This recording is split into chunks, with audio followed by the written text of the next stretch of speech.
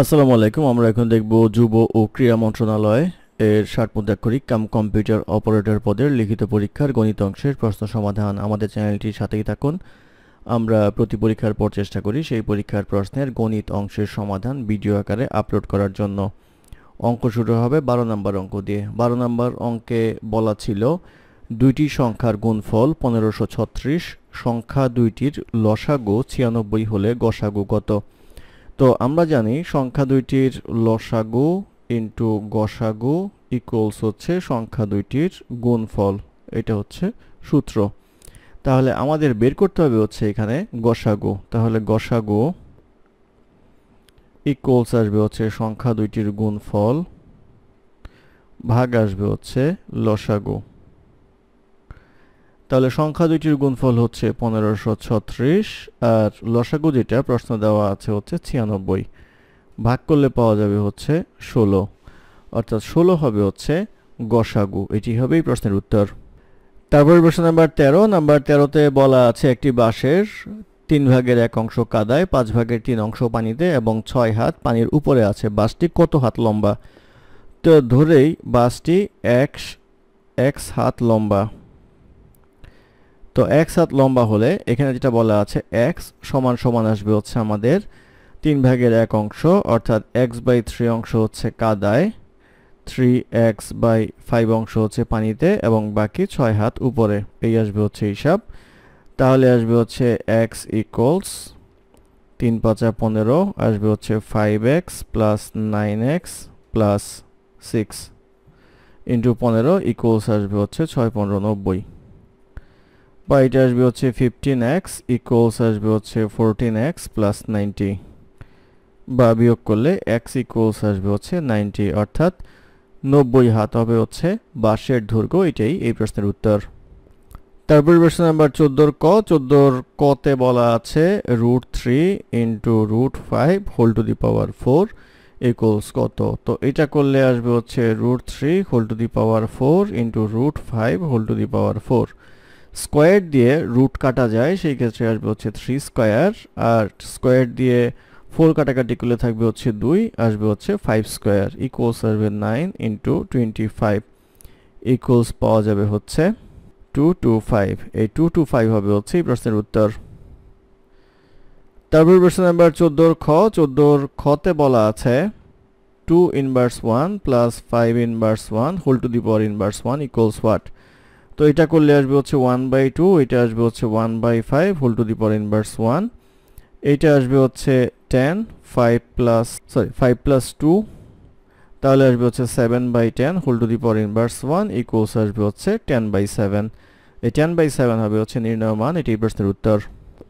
তারপর প্রশ্ন নাম্বার গ। গতে বলা আছে a মাইনাস b ইকুয়ালস 0 হলে b/a ইকুয়ালস হোয়াট? তো এটা করলে আমরা পাবো a ইকুয়ালস b, বা b/a ইকুয়ালস আসবে হচ্ছে 1। এই b/a ইকুয়ালস 1, এটি হবে এই প্রশ্নের উত্তর।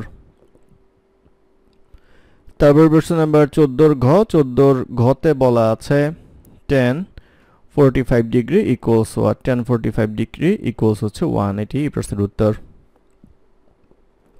তারপর প্রশ্ন নাম্বার 14 উম। 14 উমতে বলা আছে 30 ডিগ্রির পূরক কোণ কত? পূরক কোণ বলতে বোঝায় দুই কোণের সমষ্টি যদি 90 ডিগ্রি হয় তাহলে একটা এটার পূরক কোণ হয়। সেই ক্ষেত্রে একটা কোণ হচ্ছে 30 ডিগ্রি আর এক কোণ হবে হচ্ছে 90 মাইনাস 30 ইকুয়ালস আসবে হচ্ছে 60 ডিগ্রি। 60 ডিগ্রি হবে হচ্ছে এই প্রশ্নের উত্তর। তারপরে প্রশ্ন নাম্বার 15। নাম্বার 15তে বলা আছে একটি শ্রেণীতে প্রতি বেঞ্চে 4 জন করে ছাত্র বসলে 3খানা বেঞ্চ খালি থাকে, কিন্তু প্রতি বেঞ্চে 3 জন করে ছাত্র বসলে 6 জন ছাত্র দাঁড়িয়ে থাকতে হয়। শ্রেণীতে বেঞ্চের সংখ্যা কত? তো আমরা ধরে নেই শ্রেণীতে বেঞ্চের সংখ্যা আমরা ধরে নেই হচ্ছে xt। তাহলে আসেন বেঞ্চ যদি 3খানা খালি থাকে তাহলে ছাত্র সংখ্যা হবে হচ্ছে x-3। এই কয়টা বেঞ্চ হচ্ছে ব্যবহার হচ্ছে, প্রতি বেঞ্চে বসছে হচ্ছে 4 জন করে, তাহলে এটা হবে ছাত্র সংখ্যা। দ্বিতীয় ক্ষেত্রে বলা হচ্ছে যে প্রতি বেঞ্চে 3 জন করে বসলে 6 জন দাঁড়িয়ে থাকতে হয়। তাহলে বেঞ্চ সংখ্যা যদি x হয় 3x হচ্ছে স্টুডেন্ট সংখ্যা প্লাস হচ্ছে 6 জন দাঁড়িয়ে থাকতে হয়, এটা হচ্ছে অতিরিক্ত, সেই জন্য ইকুয়েশনটা হবে হচ্ছে এমন। বা এটা করলে আসবে হচ্ছে 4x minus 12 equals 3x plus 6, বা x ইকুয়ালস আসবে হচ্ছে 18, অর্থাৎ 18 হবে হচ্ছে বেঞ্চের সংখ্যা, বেঞ্চ 18টি, এটি এই প্রশ্নের উত্তর। তারপর প্রশ্ন নাম্বার 16, নাম্বার 16তে বলা আছে একটি বাস এ থেকে বি এর দিকে 20 কিলোমিটার পার ঘন্টা বেগে যায়, তারপর সেখান থেকে 30 কিলোমিটার পার ঘন্টা বেগে ফিরে আসে, তাহলে বাসের গড় গতিবেগ কত? তো আমরা ধরে নেই হচ্ছে এ হতে বি এর দূরত্ব ইকুয়ালস হচ্ছে x মিটার। তো যেহেতু এটা কিলোমিটারের হিসাব, তাহলে x কিলোমিটার আমরা ধরে নিব বি হতে এ এর দূরত্ব। তাহলে আমাদের টোটাল দূরত্ব গতিবেগ যদি আমরা হিসাব করি, গড় গতিবেগ হিসাব করলে গতিবেগ ইকুয়ালস আসবে হচ্ছে দূরত্ব বাই সময়। তাহলে যাওয়ার সময় x, আসার সময় x, টোটাল দূরত্ব অতিক্রম করতে হবে 2x, আর সময় লাগবে কত সেটা আমরা দেখি। তো যাওয়ার সময় x দূরত্ব যায় হচ্ছে 20 কিলোমিটার পার আওয়ার গতিবেগে, তাহলে সময় লাগবে হচ্ছে x/20। আসার সময় আবার 30 কিলোমিটার গতিবেগে x/30 সময় লাগবে। তাহলে এই দুইটার সময় যোগ করতে হবে, তাহলে দূরত্ব বাই সময় গতিবেগটা আমরা পেয়ে যাচ্ছি।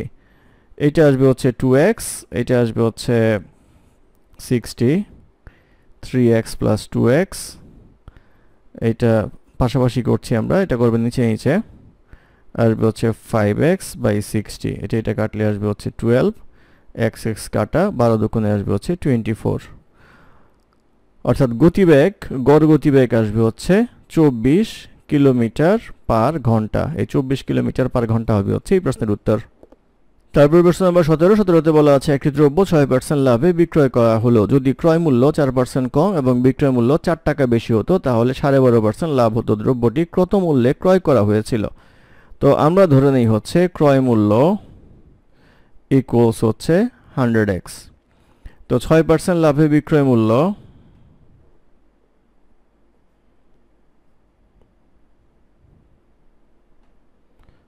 ইকুয়ালস আসবে হচ্ছে 106x। এখন বলা হচ্ছে 4% কমে যদি ক্রয় করা হতো, তাহলে 4% কমে ক্রয় মূল্য ইকুয়ালস আসবে হচ্ছে 96x। আর 12.5% লাভে যদি বিক্রয় করা হতো, তাহলে 12.5% লাভে বিক্রয় মূল্য এই 96 এর 12.5% লাভে বিক্রয় করতে হবে, তাহলে 112.5 ডিভাইডেড বাই আসবে হচ্ছে 100, এইটা আসবে হচ্ছে 108x।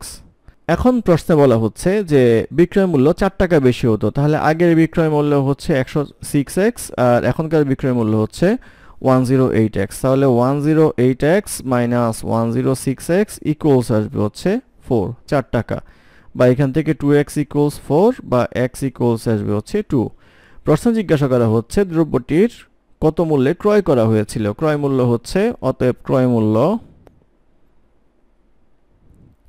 ইকুয়ালস 100x ইকুয়ালস আসবে হচ্ছে 100 ইন্টু 2 ইকুয়ালস আসবে হচ্ছে 200, অর্থাৎ 200 টাকা হচ্ছে দ্রব্যটির ক্রয় মূল্য। এটাই এই প্রশ্নের উত্তর। ধন্যবাদ আমাদের সাথে থাকার জন্য। আমাদের চ্যানেলটি ভালো লাগলে অবশ্যই সাবস্ক্রাইব করবেন, লাইক, কমেন্ট এবং শেয়ার করবেন। অঙ্কে কোনো সমস্যা থাকলে আমাদের কমেন্টে জানাবেন, আমরা চেষ্টা করব কমেন্টে রিপ্লাই দেওয়ার জন্য। ধন্যবাদ।